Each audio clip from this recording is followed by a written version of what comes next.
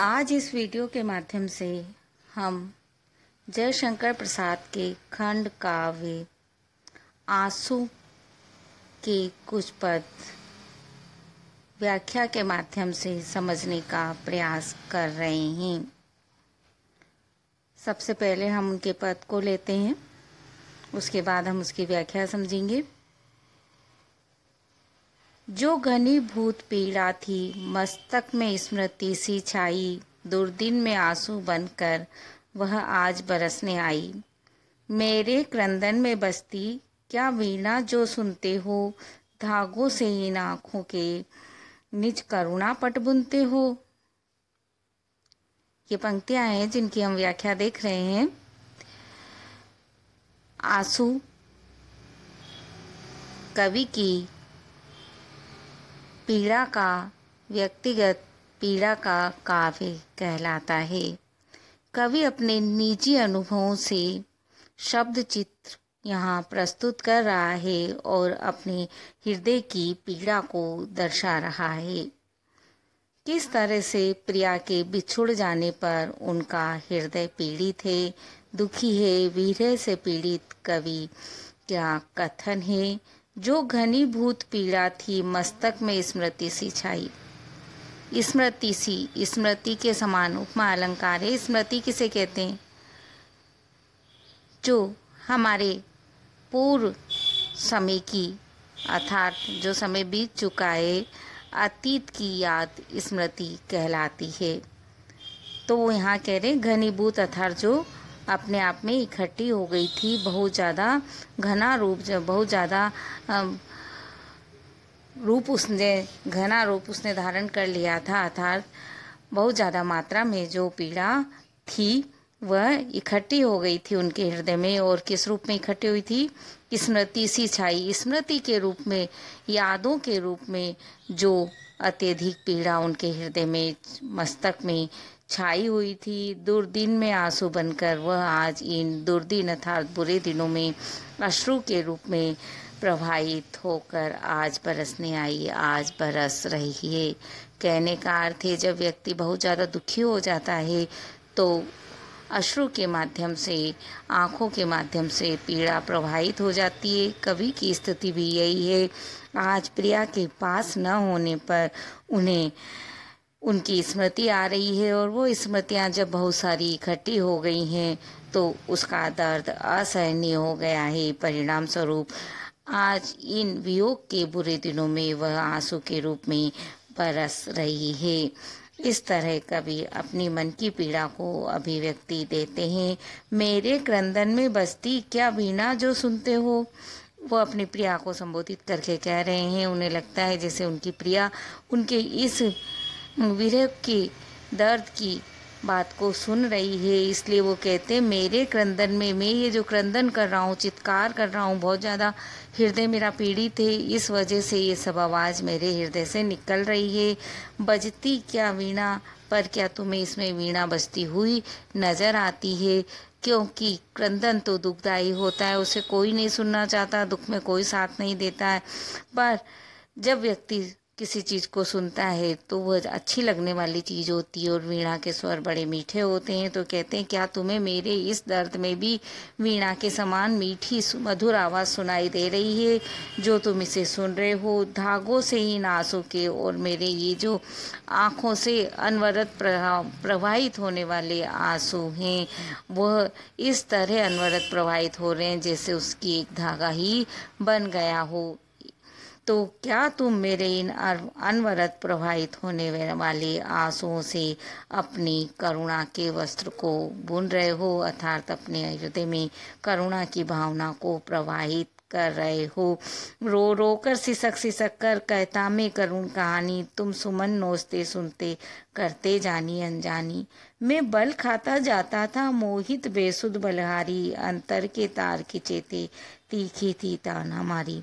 अपनी पूर्व स्मृतियों को यहाँ पर अभिव्यक्त करते हुए कवि का कथन है मैं रो रो कर सिसक सिसक कर कहता मैं करुण कहानी। वो कहते हैं रो रो कर, अर्थात अत्यधिक दर्द से परिपूर्ण होकर सिसक कर सिसकियाँ लेते हुए मैं अपनी करुणा से भरी हुई कथा तुम्हें कहता रहता था। अपने तुम्हारे वियोग के कारण, तुम्हारे बिछुड़ने से उत्पन्न दुख को अभिव्यक्ति देता रहता था। तुम सुमन नोचते सुनते और तुमने पास में बैठे हुए खिले हुए फूलों को नोचते रहते थे और करते जानी अनजानी उन्हें सुनते रहते थे और जानकर भी उनसे अनजान बने रहते थे। मैं बल खाता जाता था मोहित बेसुध बलहारी, मैं बल खाता जाता था अर्थात मैं तुम्हारे ऊपर और ज़्यादा आकर्षित होता जाता था।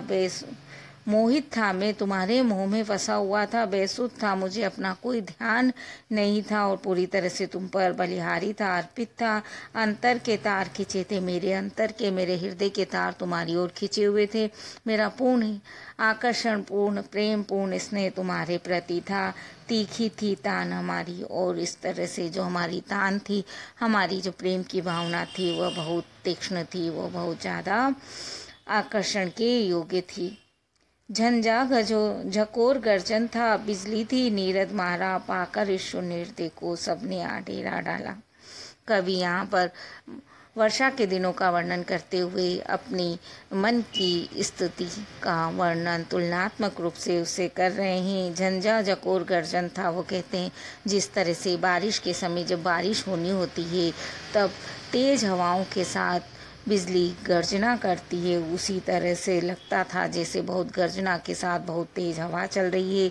बिजली थी नीरद माला, और नीरद माला बादलों की मालाओं के बीच में बिजली चमकती रहती है। तो वह सब जो वर्षा की बिजली है और उस समय की तेज हवाएं हैं, मानो कवि यहाँ पर कहता है पाकर इस शून्य हृदय में, मेरे इस खाली हृदय को, वियोग से परिपूर्ण हृदय को प्राप्त करके मानो उन सब ने यहीं पर आकर डेरा डाल लिया है, अपने रहने का स्थान बना लिया है। इस तरह अपने विरह की भावना को अपने हृदय में अपनी प्रिया के प्रति जो असीम लगाव है उसको कवि यहाँ पर प्रस्तुत कर रहे हैं। शशि मुख पर घूंघट डाले, अंचल में दीप छिपाए, जीवन की गोधूली में कौतूहल से तुम आए। आगे वह और वर्णन करते हैं और बताना चाहते हैं कि किस तरह से उन दोनों का प्रथम मिलन हुआ था, किस तरह से उनकी भेंट हुई थी।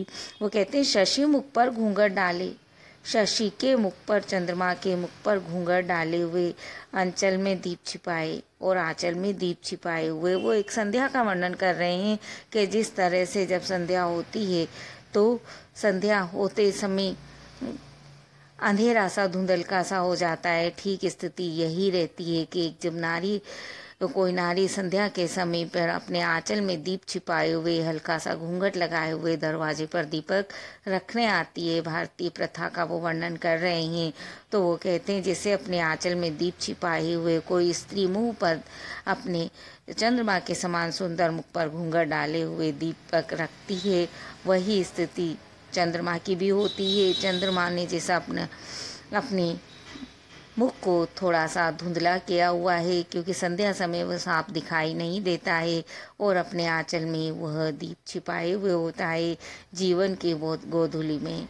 इसी तरह से जीवन की जो गोधूली बेला थी, ये गोधूली बेला का वर्णन है। उस गोधूली कहते हैं उस समय को जब गायें लौटती थी वापस वन से घर को, तो उनके खुर से जो धूल उड़ती थी वह गोधूली बेला संध्या वेला कहलाती थी। तो कहते हैं जिस तरह से संध्या वेला होती है जिसमें गायों के खुर से धूल उड़ने से कुछ धुंधलका छा जाता है, कुछ सूर्य के डूबने और चंद्रमा के प्रकाशित होने का वह जो मिलन समय होता है उसके कारण धुंधलका होता है, थोड़ा प्रकाश कम होता है। ऐसे ही मेरे जीवन की गोधूली में अर्थात मेरा जीवन जब बहुत बीत गया था, बहुत ज़्यादा व्यतीत हो गया था, उस समय कौतूहल से तुम आए, तुमने मेरे जीवन में उसी तरह से प्रवेश किया जैसे कौतूहल की भावना होती है, कुछ जानने की इच्छा होती है।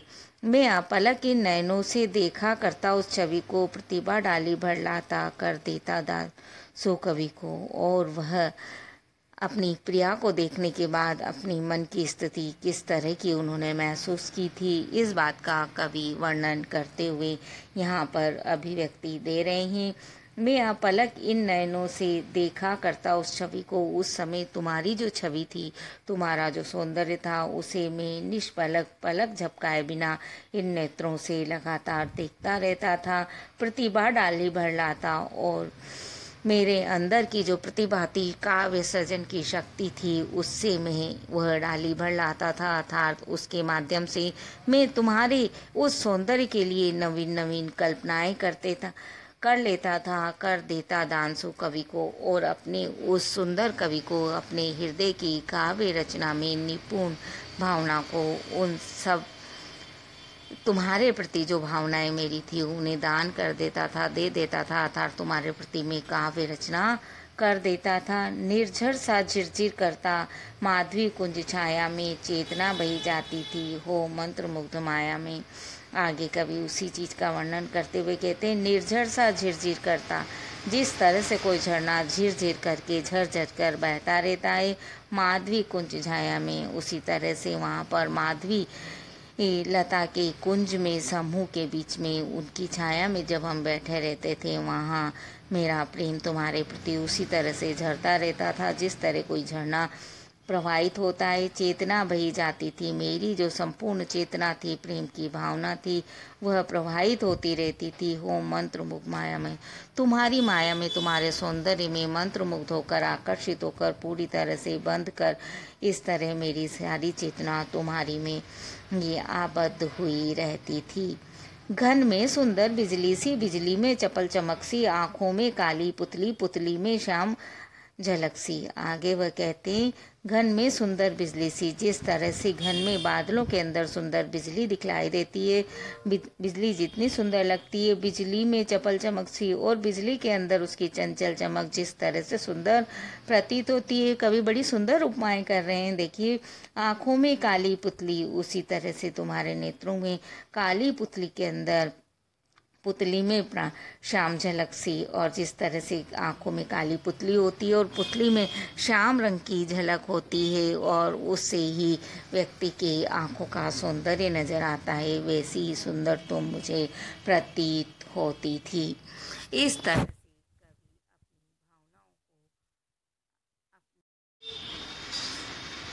कवि ने खड़ी बोली हिंदी के माध्यम से अपने काव्य में बड़ी सरसता के संग अपने भावों को अभिव्यक्ति दी है। उपमा अलंकार और नवीन नवीन उपमाओं का प्रयोग देखते ही बनता है।